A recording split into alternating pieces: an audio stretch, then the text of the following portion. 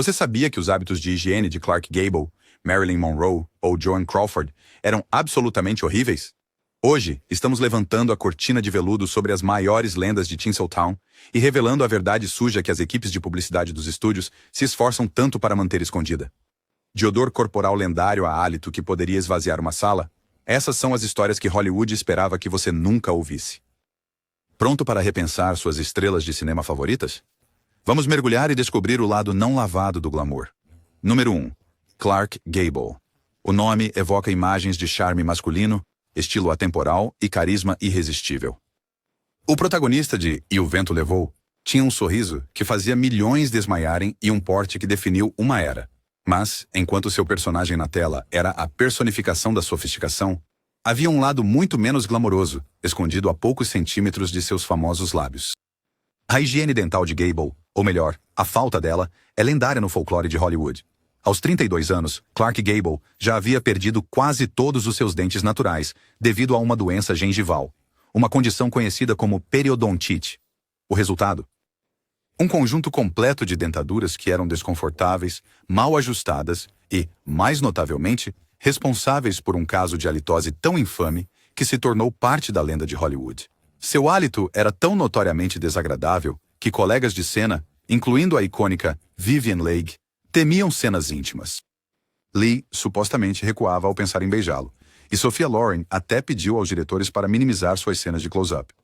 Os membros da equipe cochichavam sobre o problema, e ainda assim ninguém ousava mencioná-lo ao próprio rei de Hollywood. Para piorar, Gable recusava-se terminantemente a usar enxaguante bucal ou balas de menta, acreditando que isso poderia afetar sua atuação. Em seus filmes finais, o problema havia se tornado tão grave que o cheiro podia ser detectado a vários metros de distância. Ainda assim, seu carisma e poder de estrela eram tão avassaladores que o público nunca suspeitou de nada. É o paradoxo máximo de Hollywood. Os holofotes nos cegam para os defeitos logo abaixo da superfície. Para Clark Gable, uma carreira deslumbrante ocultou uma realidade que não era tão fresca. Número 2. Joan Crawford. Joan Crawford, uma atriz cujo nome é sinônimo de ambição feroz e perfeição gelada, manteve a reputação de ser uma das mulheres mais meticulosamente cuidadas de Hollywood. Suas maçãs do rosto marcantes, feições impressionantes e impecável senso de estilo eram admirados e imitados por milhões. No entanto, a verdade por trás da fachada de porcelana de Crawford é muito mais complexa e surpreendentemente impura. Impulsionada pela busca incessante pela beleza, Crawford passou por vários procedimentos dentários dolorosos. Ela seguiu a estranha tendência de Hollywood de extrair molares para criar bochechas encovadas, uma aparência favorecida pelos estúdios na época. O resultado foi um desastre dental. Seus dentes da frente gradualmente se separaram, exigindo cimento dental desajeitado e coroas para preencher as lacunas. Esses procedimentos levaram a infecções crônicas nas gengivas, inchaço facial e, mais infamemente, um hálito que poderia derrubar um elefante. O contraste era quase trágico. Por trás de seu batom marcante estava uma realidade dolorosa e ulcerante. Ironicamente, Crawford era obsessivamente limpa em todas as outras áreas da vida. Ela era conhecida por esfregar as mãos até ficarem em carne viva, exigir casas impecáveis e impor padrões rígidos de beleza para si mesma e para aqueles ao seu redor. No entanto, sua higiene oral continuava a ser seu calcanhar de Aquiles. Maquiadores tiveram que ser criativos à medida que seus problemas dentários pioravam com a idade. E quando ela bebia, seu hálito se tornava insuportável. Crawford era a contradição final, impecável na aparência, desastrosa por baixo da superfície. Com todo o seu perfeccionismo, ela provou que até mesmo o sorriso mais brilhante de Hollywood poderia esconder anos de dor e um cheiro inesquecível. Número 3. Marilyn Monroe. O supremo símbolo sexual, a personificação do glamour, desejo e mistério de Hollywood. Seus cabelos loiros platinados, lábios vermelhos deslumbrantes e voz sussurrante fizeram dela um ícone em todo o mundo. Mas para aqueles que trabalharam de perto com ela, a realidade era bem menos encantadora. Apesar de sua aparência impecável diante das câmeras, Monroe era notavelmente relaxada em relação à higiene pessoal. Raramente tomava banho, frequentemente deixava de usar desodorante e, em uma atitude considerada ousada na época, frequentemente ficava sem roupa íntima. Longos dias de filmagens sob luzes quentes só pioravam as coisas. Seu odor corporal era um desafio notório para maquiadores e assistentes de figurino, que se tornaram especialistas em retoques de emergência com pó e perfume. Talvez mais famoso, os hábitos de Monroe se tornaram conhecidos durante as filmagens de The Misfits ao lado de Clark Gable, que ele próprio era muito exigente, Ele o batizou de Charles Bronson, mas o olhar de ferro nunca mudou. Em 7 Homens e um Destino, ele se ofereceu para ser arrastado atrás de um cavalo vivo, a corda queimando seus pulsos. Fora do set, ele lutava com os punhos nus com Steve McQueen por diversão. Cada soco era um desafio que nenhum dos dois recusava. O rosto de granito de Bronson dizia ao público trabalhador que eles tinham um campeão, um guardião silencioso cuja dureza nasceu na fuligem, foi testada na guerra e imortalizada em desejo de matar, desencadeando a febre dos filmes de vigilantes. Lee Marvin, Meia-Noite, Cais de Santa Mônica. Lee Marvin, já mancando de uma bala que estilhaçou seu nervo ciático em Saipan, interrompe uma briga de bar jogando literalmente 2 marinheiros no mar. Marvin carregava o peso da Coração Púrpura com zero sentimentalismo. Ele afirmava que a violência era apenas parte do trabalho. Os diretores exploravam isso. Para os 12 condenados, ele exigiu explosivos reais tão próximos que chamuscaram seu cabelo, recusando protetores de ouvido para que o diálogo permanecesse audível. Fora das câmeras, ele destruiu motocicletas, quebrou o nariz 6 vezes e uma vez perdeu um dente ao dar um soco em John Wayne durante um debate amigável sobre as regras de pôquer. A autenticidade desgastada de Marvin fazia o público acreditar na carnificina dos filmes de guerra, mudando a representação de Hollywood de batalhas glamurosas para a brutalidade crua que o público da era do Vietnã reconhecia. Steve McQueen. Imagine um Mustang rugindo na Russian Hill de São Francisco. Ao volante, o sorriso de Steve McQueen é selvagem. Aquela perseguição em Bullitt só foi possível porque McQueen passava os fins de semana correndo em motocicletas AMA e uma vez sobreviveu a um acidente no deserto a 100 milhas por hora que deixou suas costas cheias de espinhos de cacto. Órfão, preso por pequenos furtos e espancado em um reformatório, ele se alistou nos fuzileiros navais e transformou sua vida em um arco de redenção. Em fugindo do inferno, ele realizou todos os saltos, exceto a cerca final. O seguro o impediu. Ainda assim, ele deslizou sobre arame farpado com os braços descobertos para manter a cena. O câncer tentou pará-lo mais tarde. Ele correu de qualquer forma, estabelecendo um recorde de resistência de 12 horas, meses antes da cirurgia. McQueen fazia o risco parecer zen, ensinando Hollywood que dureza podia ser legal, lacônica e eternamente faminta pela próxima mudança de marcha. Kirk Douglas. Muito antes do rebelde de queixo fendido gritar, "Eu sou Spartacus", Kirk Douglas era um garoto desgastado dos bairros pobres de Nova York que catava sucata para comprar pão. A Marinha o endureceu ainda mais. Em 1944, seu contratorpedeiro de escolta foi atingido por um kamikaze japonês. Douglas arrastou 2 companheiros de tripulação atordoados para longe da cozinha em explosão. No pós-guerra, Hollywood o encontrou ferozmente ambicioso. Ele quebrou o nariz lutando com boxeadores da equipe em O Invencível, recusou dublê para uma queda de 6 metros em Os Vikings e uma vez fraturou uma vértebra quando um cavalo tombou durante a Árvore dos Enforcados. Douglas via a dor como sua dívida. Durante o filme Paths of Glory, ele ordenou balas de artilharia ao vivo, passando a centímetros de sua cabeça para manter sua expressão genuína. Essa convicção intensa impulsionou sua cruzada contra a lista negra, arriscando sua carreira ao financiar secretamente o crédito de Dalton Trumbo. E o resultado? Douglas fundiu coluna moral com resiliência física, criando um modelo para a estrela de ação ativista moderna, Burt Lancaster. Imagine um Burt Lancaster de 19 anos pendurado de cabeça para baixo no ar em um número de trapézio de carnaval. Sem rede, apenas controle muscular. Essa coragem de circo o acompanhou pela Segunda Guerra Mundial como médico do exército, carregando homens feridos através das tempestades de areia africanas. Hollywood zombou até vê-lo lançar Deborah Kerr no mar em A um Passo da Eternidade, uma cena que ele ensaiou nas ondas revoltas até seus ossos ficarem machucados e roxos. Em trapézio, ele reivindicou suas raízes circenses, realizando um triplo salto mortal a 18 metros de altura, acima de um chão de concreto, ignorando os protestos do seguro do estúdio. Lancaster mais tarde organizou sua própria produtora, enfrentando orçamentos e egos com a mesma determinação férrea. Sua combinação de graça atlética e coragem testada em combate expandiu a própria definição de protagonista, provando que heróis poderiam ser tanto poéticos quanto assustadoramente reais. Jack Palance. Antes de Hollywood notar suas maçãs do rosto de granito, Volodymyr Palahniuk, nome artístico Jack Palance, pilotou B-20 e quatros sobre a Alemanha. Quando um incêndio no motor o forçou a saltar de paraquedas a 7.000 pés, o impacto esmagou seu rosto, exigindo cirurgia reconstrutiva que forjou sua aparência marcante. Um ex-pugilista peso pesado, Palance insistiu em golpes corporais reais opostos a Brando em One-Eyed Jacks, deixando ambos os atores sangrando. Durante Os Brutos Também Amam, ele galopou um garanhão arisco por um desfiladeiro íngreme repetidamente porque sentiu que a inclinação do roteiro não era perigosa o suficiente. Fora das câmeras, a vida no rancho preenchia seu tempo livre, marcando gado, consertando cercas, e uma vez lutando com uma cascavel para a última ícone inalcançável, provando que um pouco de mistério pode ir longe. Número 7. Jean Harlow. Jean Harlow encantou o público como a original loira fatal, definindo tendências de beleza com seus cabelos platinados icônicos e atuações sedutoras. Mas enquanto sua imagem gritava glamour, aqueles que trabalhavam com ela muitas vezes ficavam sobrecarregados por uma realidade muito diferente.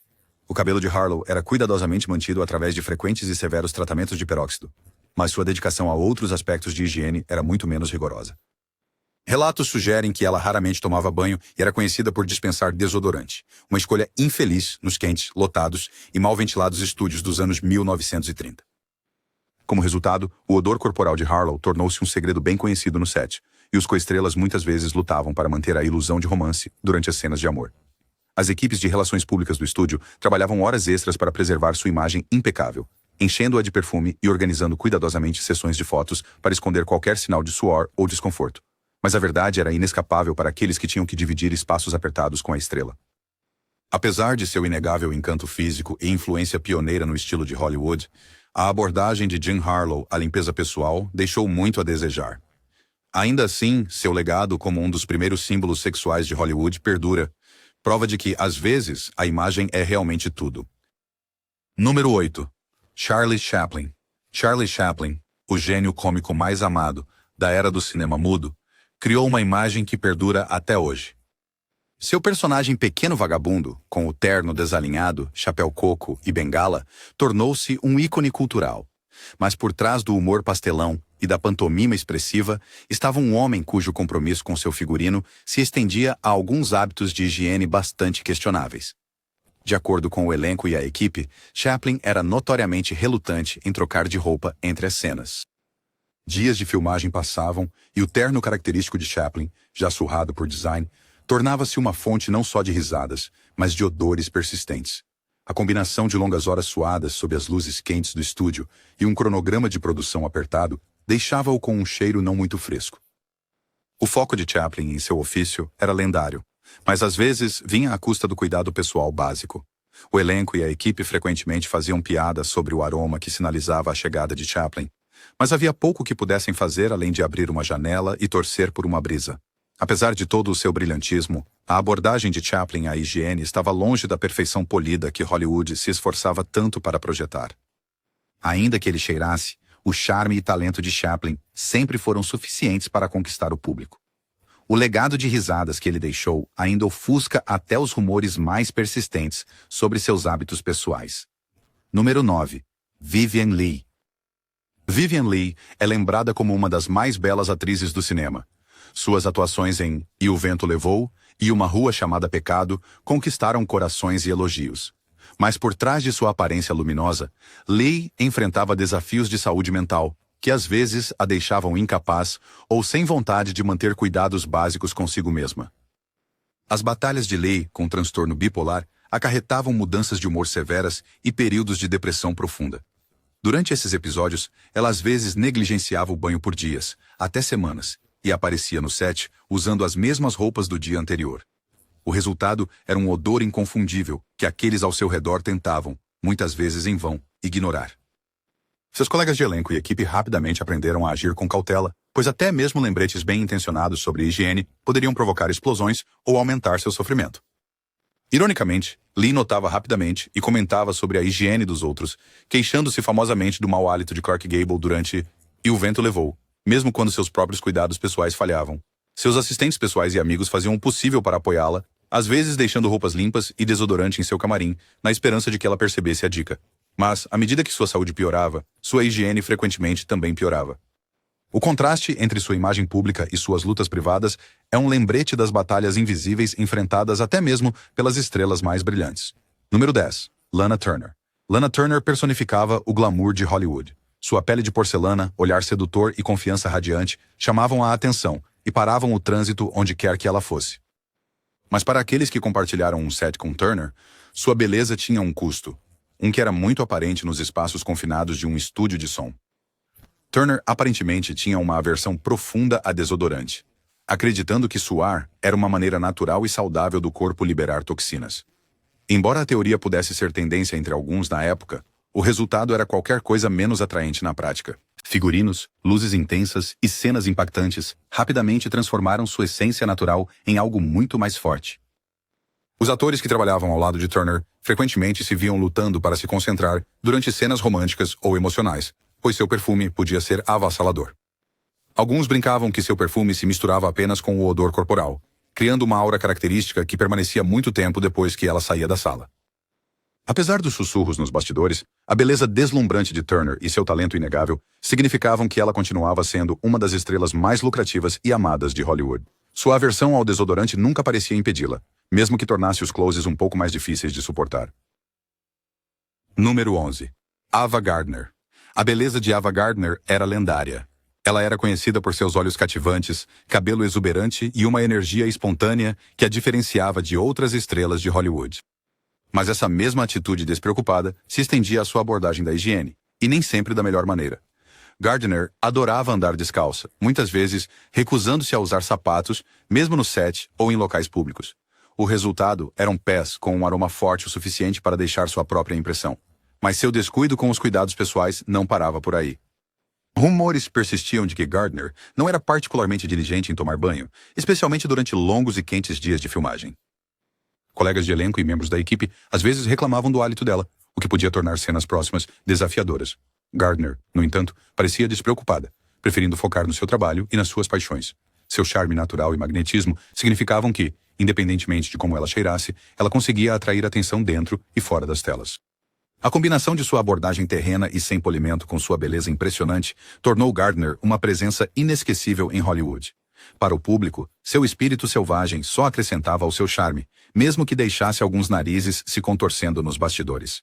Número 12. Joan Fontaine.